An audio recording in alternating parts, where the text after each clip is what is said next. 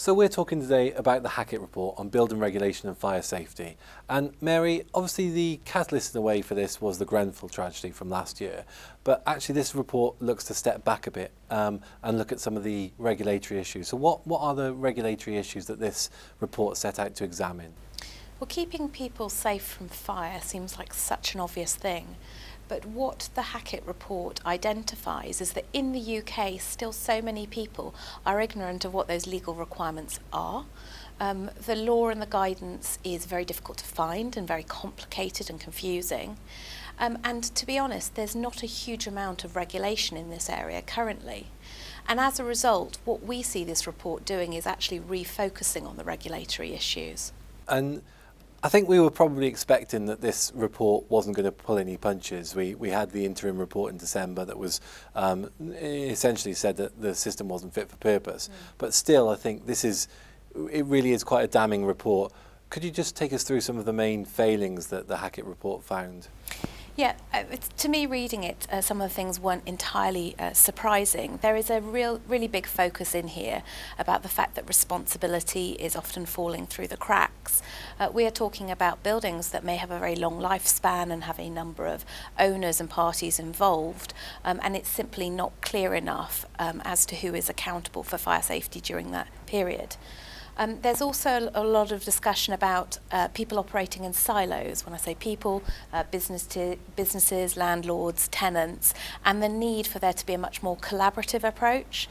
And also there is a big question mark, I think, particularly in terms of what they call the high risk buildings, the high rises of 10 stories or more, is whether people really have the skills and the competence to be able to really advise and to ascertain what the fire safety issues are here.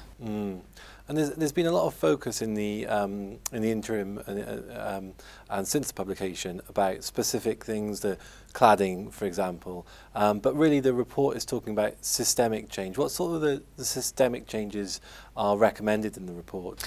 Well, in the life cycle of a building, you have divides it into two key stages. You have the design and build stage, and then you have the occupation stage.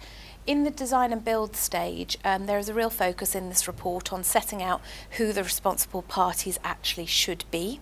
There's discussion about whether each building should have what's called a safety case, which is something that those in the airline industry, for instance, are very familiar with, a real holistic look and collation of all sorts of documents, materials and experts to demonstrate that building is in fact safe. And what this also talks about is there being key gateways, essentially key opportunities when there must be demonstration from what they call the duty holders as to this building being safe, and that might be the planning stage and ultimately at the sign-off stage.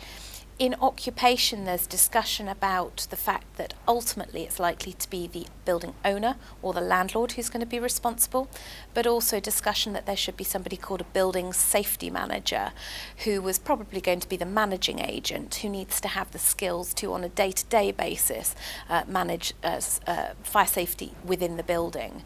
And finally, there's also a real focus on residents' voice, unsurprising following all the discussion about Grenfell and residents' concern, and the need for there to be a residents' engagement strategy, which is perhaps what a lot of our clients will already do, but this is talking about it having it much more clear.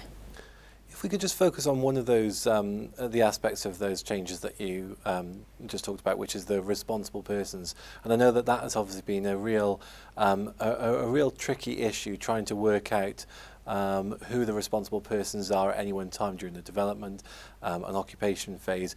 What specifically does the report say about changes that are needed to that system? Well, Judith Hackitt has previously headed up the Health and Safety Executive, and during her time there, she has seen through changes to the construction design and management regulations. And for those involved in construction and build phases, they'll be very aware and familiar with those regulations. It looks as though she's recommending that something similar should happen in fire safety. And what that probably will look like, therefore, is there will be a designation of a client, ultimately the person who has holds the purse strings, sits at the top, if there are two or more parties, that one of them designates themselves the client, and they have overall accountability, and they are likely to then have to appoint, I suspect, parties in charge of design and the construction with a focus to fire safety within that, because that's what CDM says. In occupation stage, as I said, ultimately she suggests it's going to be the building owner or the superior landlord who's going to have that responsibility. Not to say that assistance can't be provided by parties like managing agents, but that if something goes wrong, the regulatory authorities will look to that building owner right at the top.